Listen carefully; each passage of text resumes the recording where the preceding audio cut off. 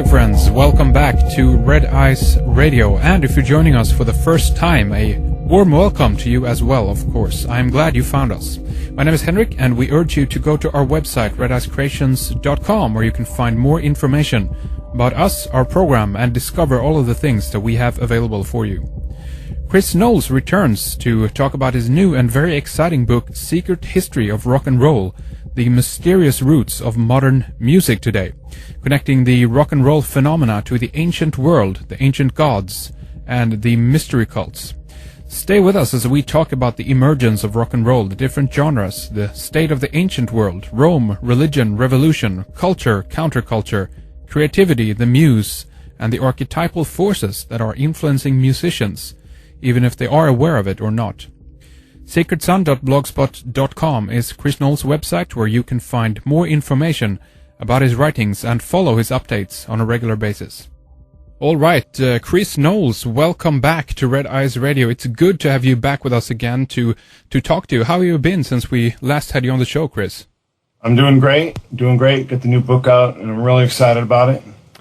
And I'm excited about it too. I remember, obviously, the first show we did with you, Our Gods Wear Spandex, and it seems to me, as I go through some of the information in Secret History of Rock and Roll, the mysterious roots of modern music, your new book, that it connects, obviously, in one way with this. In your first book, you analyzed and looked at the comic book heroes and the origins of that, and tracking those to the ancient gods of the ancient world. And now we see the same theme here, obviously, in your new book popping up again.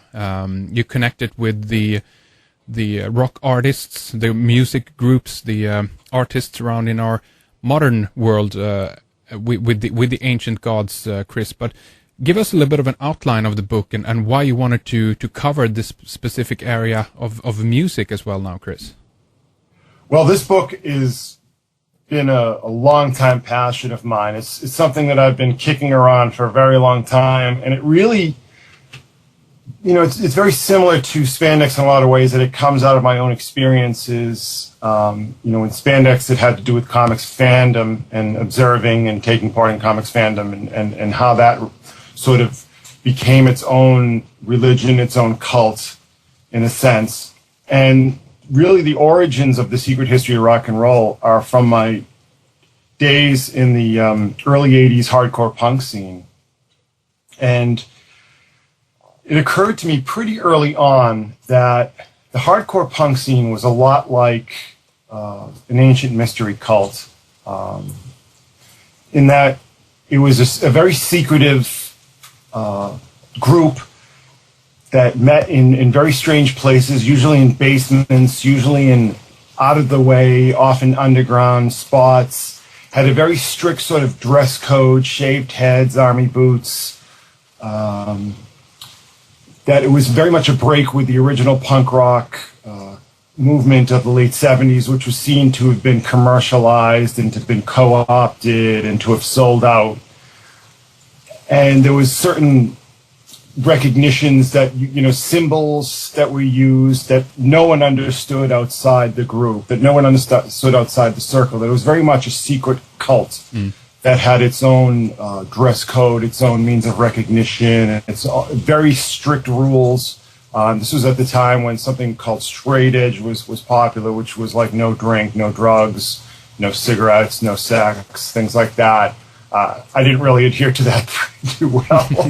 I had a problem being straight edge. I didn't do too well with that. Right. But it's very interesting that it was very much a secret society, a secret cult that popped up. Like most countercultures do. People don't realize that countercultures really form by a group of misfits who are sort of left behind, often of the previous youth revolution, that feel outsiders to that. With hardcore punk, it was very much like, everything was do-it-yourself. You made your own T-shirts, you made your own posters, you made, created your own outlets. It sort of was very much a precursor to the rave movement, in that there were, secret, off the beaten path places that the concerts would take place. I mean, very quickly, it did sort of get sucked up into that system, of the nightclubs and the record companies and all that, the way that the money system sort of co-ops all of the countercultures, all of the youth movements, all of the rebellions, all of the revolutions, all inevitably get sort of taken up into this larger superstructure. But in the early days, it really was like an ancient cult.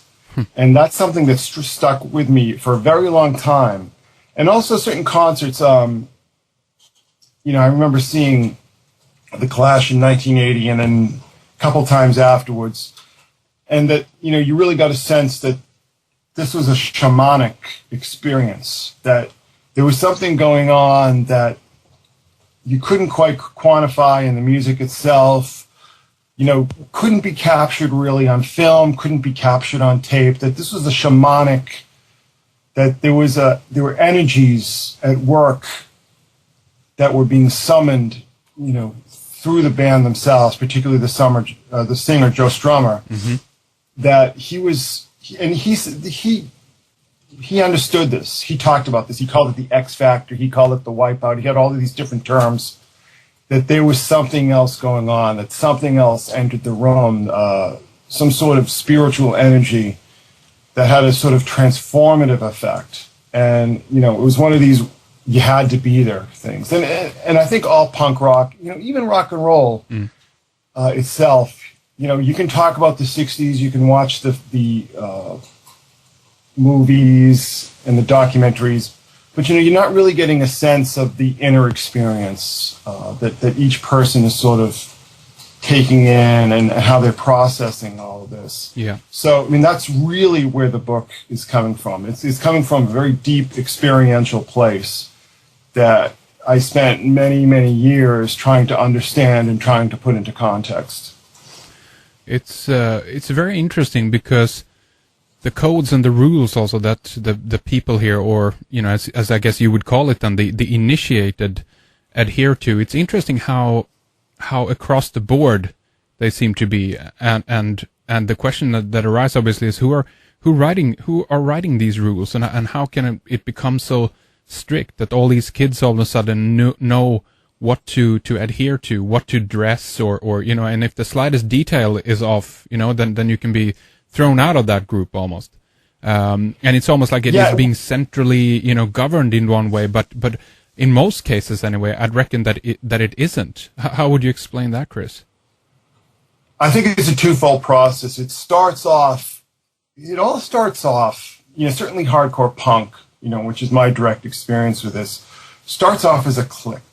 It starts off as a group of people, a very small group of people. We're talking probably no more than 20 people who are really the ones whose ideas, whose attitudes, whose manner of dress, things like that, everyone then imitated.